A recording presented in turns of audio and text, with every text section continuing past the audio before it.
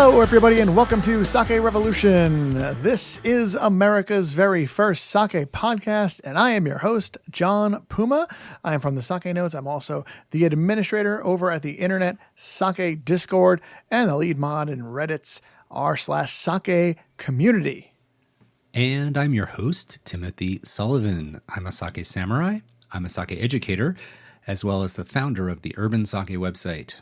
And every week, John and I will be here tasting and chatting about all things sake and doing our best to make it fun and easy to understand. Hey, Tim, welcome back to another fun week of talking sake. How you doing? I'm doing good. I'm a little excited about this week because I feel like we haven't done this theme in a while. This topic. What theme would that be? Prefectures. Prefectures. Yeah, we're going to touch on a prefecture. Yeah, we're not going to say deep dive for litigation purposes. For legal reasons. For legal reasons. Please see my lawyer.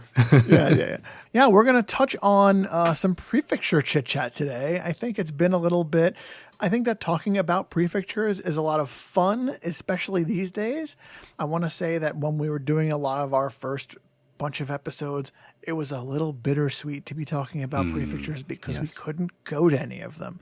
But now Japan is back open. Tourism is ramping up. I hear it's up to 66% of its pre-pandemic levels. So we're getting there. And I don't know about you, but I'm thinking about where I'm going to go. The next time I go to Japan, I'm wondering, like, what prefectures am I going to visit? And so I'm going to use this episode as an opportunity to kind of scope out potential options. Well, it is my New Year's resolution to get to Japan this year. Yeah, it is. Can I jog your memory on that? Yeah. No, I remember. And I, Tim, I think it's so going to happen that I'm not even worried. Okay, you're not worried. Yeah. Okay, I'm not still worried. thinking about it. So it's going to happen. I just know it's going to happen. I'm still thinking about my options about where to go in Japan for sure. So tell me, John, where of the 47 prefectures in Japan, where are we headed today to talk about sake? All right. Today we're going to talk about the sake of a prefecture that I've had some really good sake from. You can't argue with that. And it's actually, I took a train through this prefecture once. Okay. Even stopped briefly. And by that, I mean the train stopped because other people had to get, it was a stop on the train. I was actually on the way to see you. Oh, nice. In 2017 in Niigata. Yes. And so on the way to Niigata from Tokyo, you passed through Gunma. Yes, we passed through Gunma. So we are going to be talking about Gunma today, and astute listeners from way back in the day are going to know that we did touch on Gunma in episode 8 when we had Chris Johnson on the show. But today we're going to take a little bit of a deeper dive. And as you mentioned, to get from Tokyo to Niigata, you do pass through Gunma, and there is a very long tunnel. I think currently it's the second longest tunnel in Japan that goes from the mountains of Gunma through into Niigata. And it was a modern marvel when this tunnel was built. And I've gone through that tunnel many times. So I've traveled through Gunma, but I have never stopped there myself. So we're both going to be talking about Gunma without having been there, but we've had plenty of sake from Gunma, haven't we? Yes, we have. And I have to say, though, when you take a train through Gunma, you don't get to see a lot of Gunma, as you pointed out. You just see a lot of the interior of a cave. You see Gunma from the inside. Yes. Wow, the rock is really solid and over us. Well, we should orient people a little bit. So Gunma is basically a little bit north and a little bit west of Tokyo. So if you were to travel across the main island of Japan towards the Sea of Japan, away from the Pacific, towards Korea, you're going to crisscross the main island, and Gunma is a landlocked prefecture that is right dead center in the main island of Japan. Okay. That is absolutely right. That tracks with my notes too, Tim. All right. So what do you have to do in Gunma? What's there apart from the sake? Well, We know the sake. Well, I know that there's some beautiful national parks. There's mountains in Gunma as well, for sure. There's the start of the second longest tunnel in Japan is in Gunma. There's onsen towns. Yes. Yeah. And you'll notice I mentioned it's a landlocked region. So it's one of a handful of prefectures in Japan that do not have direct access to the sea or the ocean. So I think that has a little bit of an impact on the famous foods from this prefecture. And when we do these prefecture profiles, we do talk about what some of the famous foods are from these regions. And I think that's interesting because there's always like a tie-in with sake pairing, but it's also really influenced by their geographic location. And Gunma has no access to the sea or the ocean. So their most famous foods are not related to fish that come from the ocean, which is very common in Japan. So one very famous food, I'm not sure if you've ever had it, John, is konnyaku. Have you ever heard of this? Have you ever tried this? All right. You're groaning. I'm groaning. I am groaning because I have some issues with texture. I'm very texture sensitive when it comes to foods. And the konnyaku is very gelatinous. And Yes. I don't like the way it jiggles. It's also a really unappealing shade of gray, which I don't love. Well, konnyaku, for those who don't know, it is a yam or a taro root, and it is a gelatinous thing that is often known in English as a yam cake. And it's in Japan, it's really well known as a diet food because you actually burn more calories digesting konnyaku than are in konnyaku. And it's something like tofu in a way that kind of absorbs whatever flavors you mix it in with. So if you mix it in with a soy sauce, it's going to take on soy sauce flavors. If you mix it in with some other kind of curry thing, it's going to take on curry flavors. So it's kind of this super neutral, gelatinous food. And it's used in many, many types of dishes in Japan, but it does have that certain texture to it. You're absolutely right. Yeah. It's a shame that I'm so sensitive to the textures because I could stand to lose a few pounds. I'm not gonna lie. Diet food sounds like a good idea.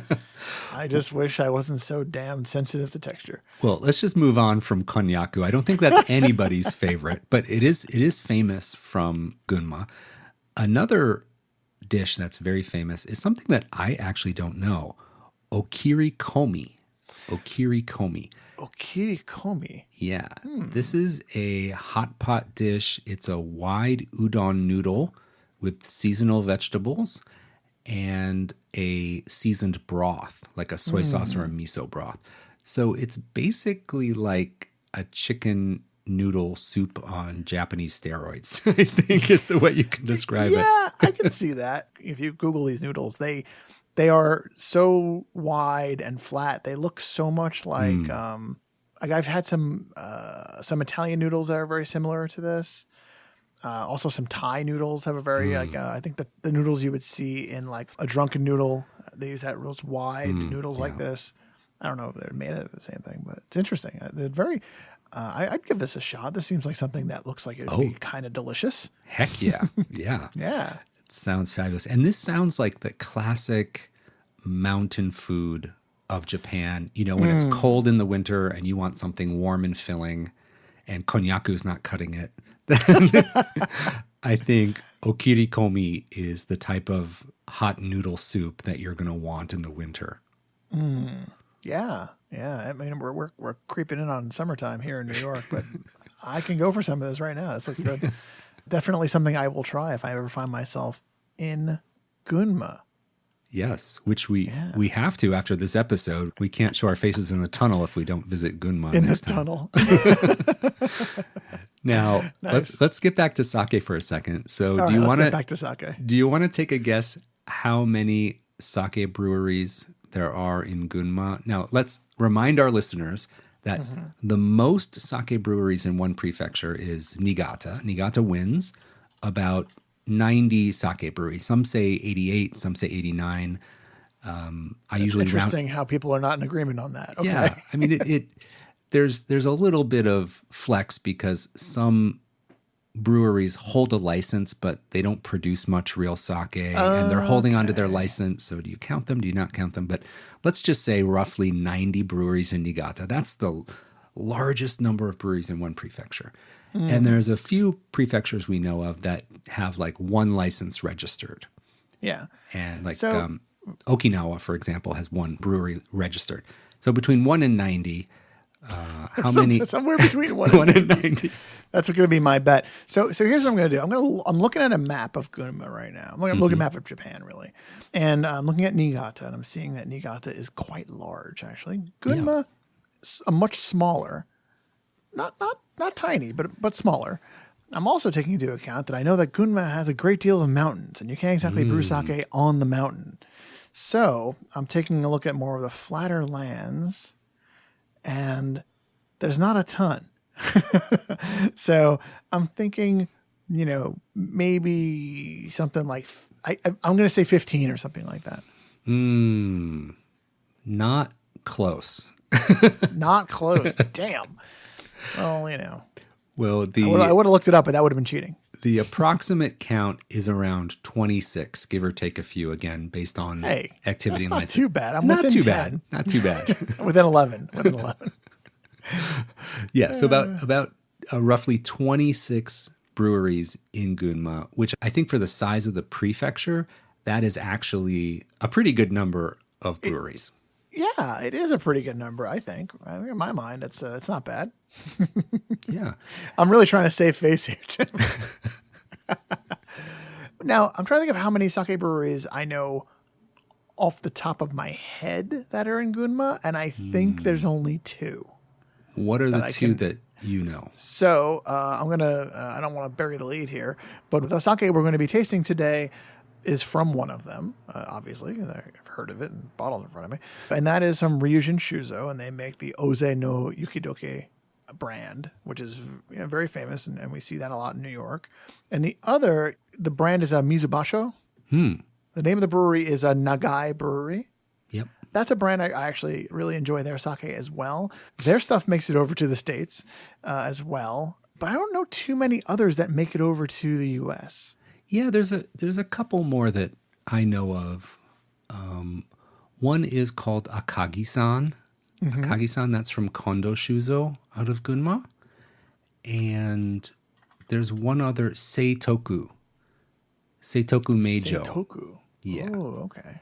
And they're distributed in the U.S. as well. So I think Nice. I really am familiar with 4 brands that connect with Gunma. That's excellent. Right. Yeah. John, you were talking about some of those breweries that we know that export to the U.S. from Gunma, and you did mention right away Mizubasho brand, which is Nagai Shuzo. And last year, they launched something.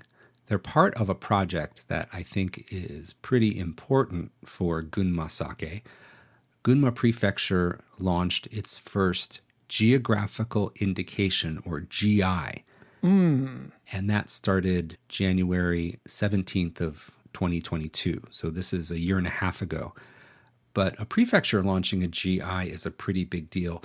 The GI that they launched is called Tone Numata. Tone Numata. And it consists of 4 breweries in the Tone Numata area of Gunma Prefecture. So it's a geographical area.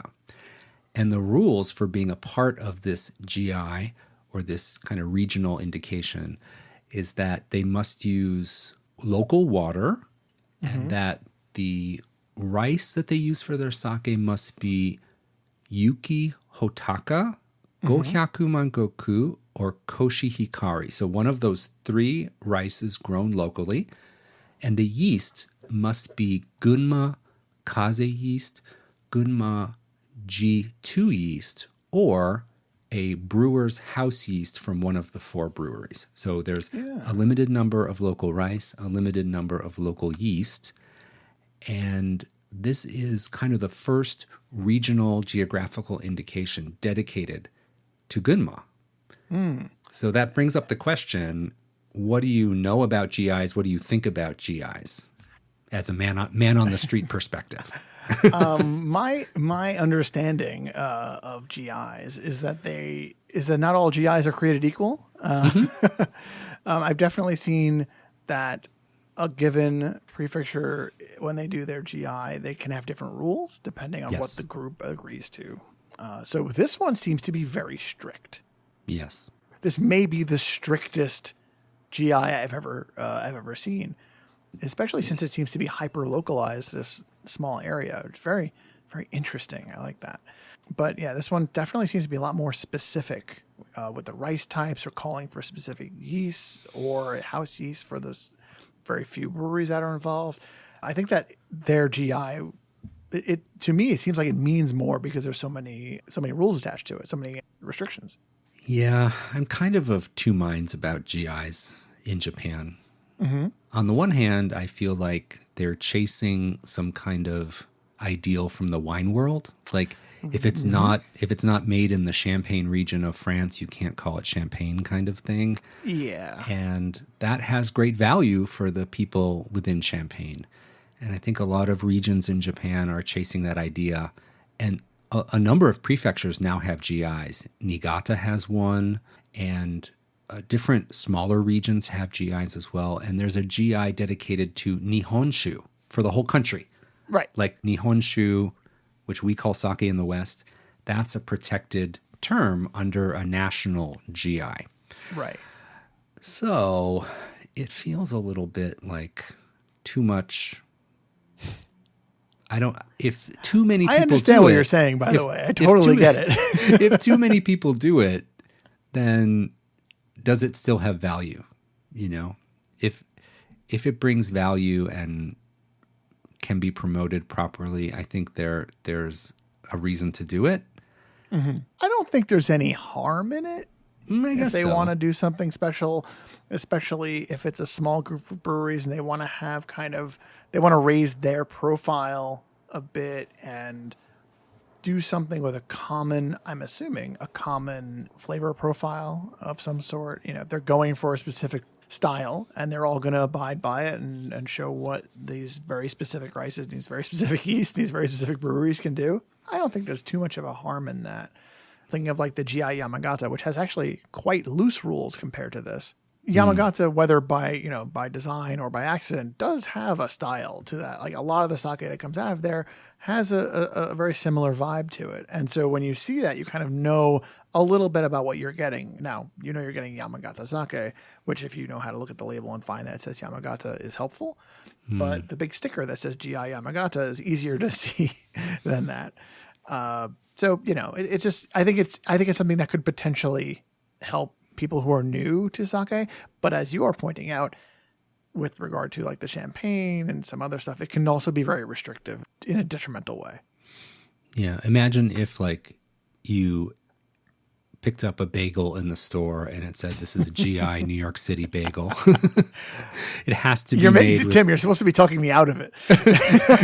This has to be made with New York City water with this amount of calcium and this amount of blah, blah, blah. And, you know. It's still sounding good. Sounding good? Okay. Well, maybe that settles the question. New York bagels are special. So, maybe this is a bad example. Yeah. Have you had bagels outside of New York, Tim? Oh, I have. They're horrible. Sorry, America. We're both biased. So yeah. You're trying to sell me on it. Like no, I don't know what I'm doing. Sounds like a great idea. Well, I just think that people need to be measured with starting GIs, and I think there should be some like. Maybe the bagel is a good example. Like people say that New York City bagels and pizza are so good because of the Catskill water source that we have. It has a special amount of minerals in it, and that gives our baked goods here in New York a certain je ne sais quoi. And that might be a good argument for a GI. But then if you just say, oh, any water source in the country can be its own GI, I think there has to be something really famous and special about it to make it newsworthy. I think we can come to an agreement right there. That Right. sounds, I feel exactly the same. Which is why when you used New York bagels as an example, I was like, well, wait a minute. Like, nobody else makes bagels as good. Oh, the letters we're going to get in the Oh, mailbag. my goodness. So, John, I think you and we mentioned a few breweries that we know and love from Gunma, but there's one that is really well distributed in the U.S., and you mentioned earlier which one we're going to taste. So why don't you give us a little intro to the sake we're tasting, and then we can talk about this brewery. Absolutely, Tim. So today we're going to taste a sake that I'm a really big fan of. In fact, this brand, this brewery, everything they make, it's one of those things I find out they have something new in town, I've got to taste it immediately. It's one of those breweries I trust to make fantastic sake, and they never let me down. So Ryujin Shuzo, and the Ryujin means dragon god, which is actually also another, they use that name as a brand itself, which is wonderful sake as well. And then their mainline brand is the Oze no Yukidoke. And we're going to be tasting the Oze no Yukidoke Junmai Ginjo Omachi. So right up my alley with the Omachi right there. Junmai Ginjo, right? Exciting stuff. So the rice top here is Omachi, of course. The milling percentage is 55% of its original size. Sake meter value +5. The acidity is 1.5. ABV is 17.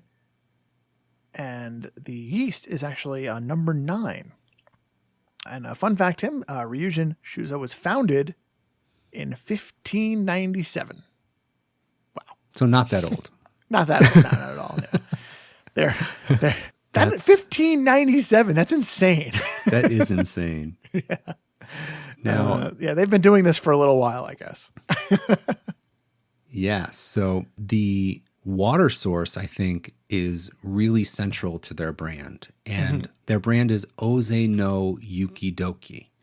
Right. And Oze, we discovered when we looked it up, is, I think, a national park in Gunma. Is that right? That is correct. In northern Gunma. Okay. And Yukidoke is means snow melt. So I think we were talking about, the Catskill water source for New York City bagels. I think that the Oze National Park is the water source for the Oze no Yukidoke sake. This is the beginnings of the sake is from this park and this nature preserve that provides this beautiful snow melt water for Ryujin Shuzo. And it's been noted in some of my research on this that it's a soft water. Yeah. So there's a myth behind the name of Ryujin. So as you mentioned, Ryu is dragon and Jin kind of means divineness or God. And there is a water well on the property, and it said that a divine dragon flew out of the well, and they decided to start brewing sake with the water from this dragon well, and they produced very delicious sake from this water. So that is the origin of the sake. And I've heard from people at the brewery that there is a dragon statue on the well, and there's a little marble ball that spins with the water gurgling up. And they have a kind of a figure of a dragon at the well source to remember this myth, this legend of the dragon coming out of the well and kind of blessing the water. So it's really cool. And the other thing I know about Ryujin Shuzo is that there's a very small number of brewers. Yeah. I've heard that it's almost in our circles, it's kind of legendarily small. Yes. I think it's 5 people, 6 people, something like that. I think you're right, John. They have 6 brewers, but I know that six, okay. Yeah, I know that 2 of them have the qualifications to be a toji or a master brewer. So 2 out of 6. 2 out of 6. So that's pretty good. That really speaks to the quality that they can produce when, a number of the brewers have this toji level qualification. So that's just amazing. And the other thing I want to say about the Oze no Yukidoke brand is that, we featured Kino Ene on the brand where we talked about the apple sake a few episodes ago. And I think that similar to their brand, Oze produces sakes that come in a pretty affordable price for their quality. That's what I think. What do you think about that? I agree 100%. Yeah. Whenever I pick up their bottle to buy it, I always feel like this is a good value for the quality is always primo. And for the cost, it's not over the top. And I have this feeling they really strive to make affordable sakes for distribution broadly. And even though they're a small brewery with only 6 brewers, they focus on export to the U.S. So they have their eyes on the bigger picture as far as getting their sake around the world, which I really admire. Yeah. And I think it's time for us to get this in the glass. All righty. While we open up, I'll mention that traditionally the Ryujin Shuzo products tend to come in these UV protective bags. Yes. That make wonderful noise when you're trying to do a podcast and you're taking them out. It is important to keep UV rays away from sake, and they go the extra mile by making sure that they pack them all in these bags. Okay, well, let's listen to this sound.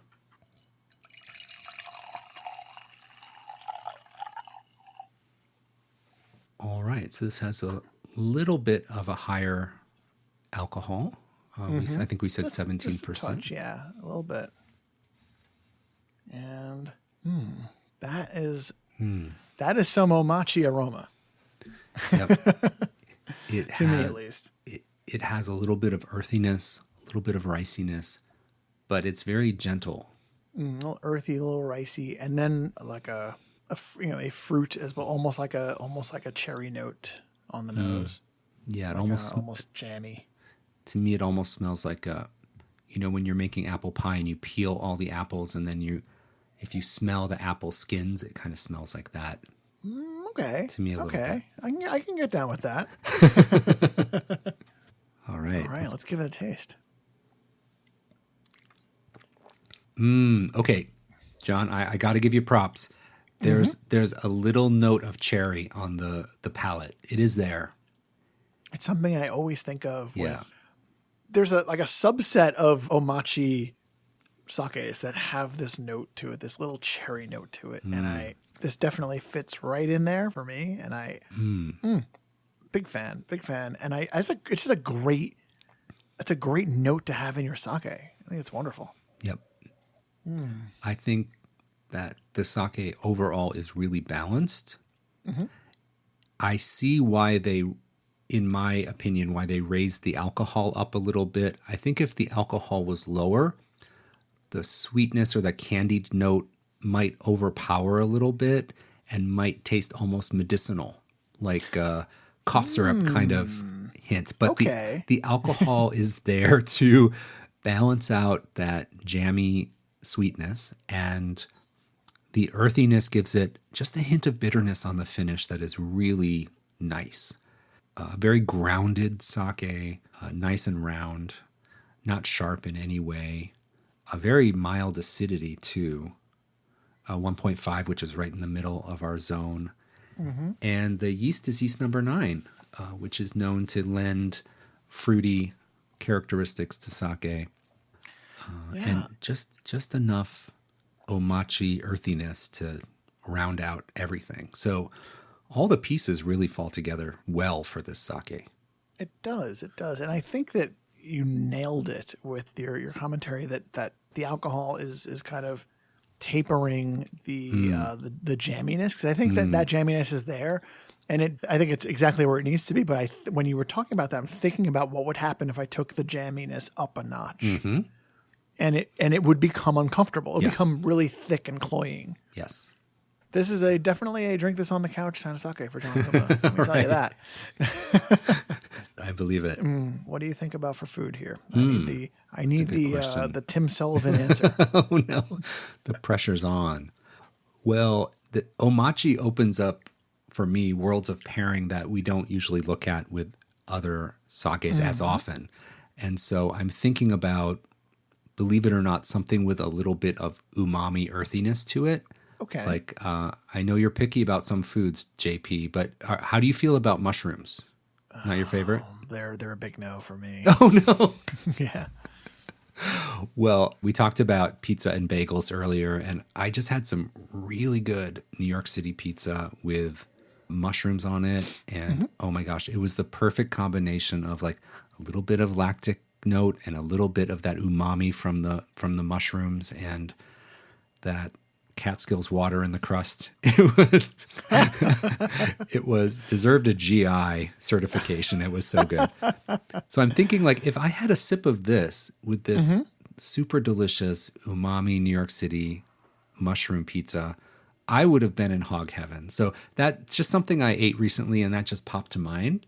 And I think that would be really good. For context, I'm looking for something with just a hint of that savory umami characteristic. It can come from miso, it can come from tomatoes, it can come from Parmesan cheese, it can come from mushrooms, but that umami note is something I would look for. What if I took some cod and I took some miso and I applied it generously and then gave it some time in the oven? And what do you think I'm going to get enough umami there to make this work for me? Totally. Yes, Okay, absolutely. Good. Yeah. So we've got some in the freezer. I've been dreaming of doing that. Yeah. So Miso cod. Soon. Miso cod. Miso cod is a classic dish that features umami flavors, and that I think that would be A+ with this. All right. Well, I think even though you and I have never been there, we've had a successful trip we've had a successful trip to Gunma through our glass.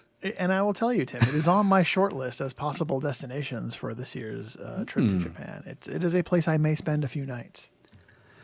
Wow. Well, you'll have to come back to the pod with a full report, and we'll have to feature another one of the great brands from Gunma.